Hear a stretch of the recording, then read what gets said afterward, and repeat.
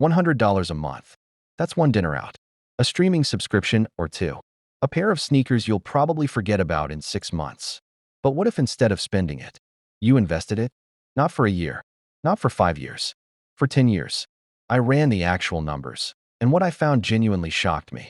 Because it's not just about the money you put in. It's about what the money does while you sleep, while you work, while you live your life. And by the end of this video, you're going to see exactly why starting with just $100 a month, even if that's all you can afford right now, might be one of the most powerful financial decisions you ever make. Don't skip ahead. The number I show you at the end of year 10 is going to change how you think about money forever. Let me tell you the math most people never see. Let's start with the basics, and I promise, no finance degree needed. If you invest $100 every single month for 10 years, you will have put in a total of $12,000 of your own money. That's it, $12,000. Less than $1,200 a year. Now here's where it gets interesting. The average annual return of the S&P 500, that's a basket of the 500 biggest companies in America, has been around 10% per year historically. So let's run it at a conservative 8% to account for fees and market dips. At 8% annual return after 10 years, your $12,000 doesn't just become $12,000. It becomes $18,294. You made $6,294 doing absolutely nothing extra. The market did it for you. But wait, I need you to stay with me. Because that number is just the beginning. The real magic? It happens when you zoom out further. And I'm going to show you exactly what I mean. Let me explain the compound effect. Here's what school never taught you: compound interest. Einstein reportedly called it the eighth wonder of the world. And once you see how it works, you'll understand why. Here's the simple version. You invest $100. It earns interest. Now that interest also earns interest. And then that interest earns interest on top of the interest. It sounds small at first, and it is. But over time, it becomes a snowball rolling downhill. Slowly at first, then unstoppable. Let me show you the real numbers, year by year. Year 1, you've invested $1,200. Your balance, $1,253. Year 2, invested $2,400. Balance, $2,599. Year 3, invested $3,600. Balance, $4,045.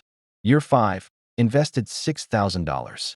Balance, $7,348. Year 7, invested $8,400. Balance, $11,322. Year 10, invested $12,000. Balance, $18,294. Do you see what's happening? In the first 5 years, your money grows slowly. It feels like almost nothing. But from year 7 to year 10, the growth starts to accelerate. This is the part that changes everything, and most people quit right before it kicks in. Now, what if you kept going? What if you didn't stop at 10 years? I'm going to show you the 20 and 30-year numbers in a moment. And it might actually make your jaw drop. The 20 and 30-year bombshell. Here's where compound interest stops being interesting and starts being life-changing. Same $100 a month. Same 8% average return. At 20 years, you've invested $24,000 of your own money. Your balance, $58,902. That's $34,902 the market handed you for free. At 30 years, you've invested $36,000. Your balance, $149,035. $149,000 from $100 a month. Let that sink in. You didn't get a second job. You didn't flip houses. You didn't pick hot stocks. You just put $100 away every single month. The cost of a few takeout orders. And let time do the work. This is why financial advisors say the best time to start investing is yesterday. The second best time? Right now? Today? But hold on. I know what some of you are thinking right now. That sounds great, but where do I actually put the money? I've got you. That's exactly what's coming next. Where you should actually invest your $100. Okay, so where does the $100 actually go? Let's keep this simple. Option 1. Index funds, best for most people. An index fund tracks the entire market, like the S&P 500. You're not betting on one company. You're betting on the entire economy. Low fees. Automatic diversification. Historically reliable. Platforms. Fidelity, Vanguard, Schwab, all beginner-friendly. Option 2. ETFs, exchange-traded funds. Similar to index funds, but they trade like a stock. You can buy fractional shares, so even $100 goes far. A popular pick, VOO or SBY. Both track the S&P 500. Option 3. Roth IRA. This is the tax-free power move. A Roth IRA lets your money grow completely tax-free. You contribute after-tax dollars, and when you withdraw in retirement, zero tax. Nothing. The government doesn't touch it. You can contribute up to $7,000 a year in 2026. $100 a month fits perfectly inside that limit. My personal recommendation for beginners: open a Roth IRA and put your $100 per month into an S&P 500 index fund inside it. Tax-free growth. Diversified. Set it and forget it.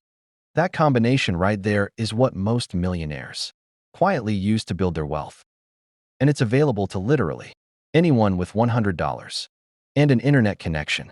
Let me tell you the biggest mistake investors make. Now let me warn you about the one thing that will destroy everything I just showed you. Stopping when the market drops. Every few years, the stock market dips. Sometimes 20%, sometimes 40%. And when that happens, people panic. They sell. They pull their money out. That is the single biggest wealth-killing mistake in personal finance. Here's the truth. A market dip is a sale. It's a discount. When the market drops 30% and you keep investing your $100, you're buying more shares at a lower price. When the market recovers, and historically, it always has, those shares skyrocket in value. The people who built real wealth from $100 a month didn't just invest when it felt good. They invested every single month, no matter what. Consistency beats timing. Every single time. Set up automatic investing. Don't watch the market every day.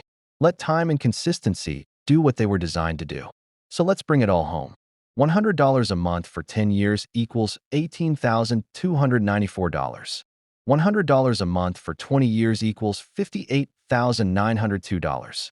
$100 a month for 30 years equals $149,035. The money didn't change. The timeline did.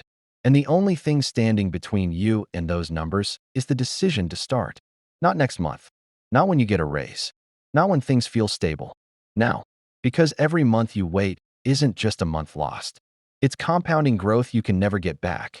If this video helped you see money differently, do me one favor. Share it with someone who's been putting off investing because they think they don't have enough.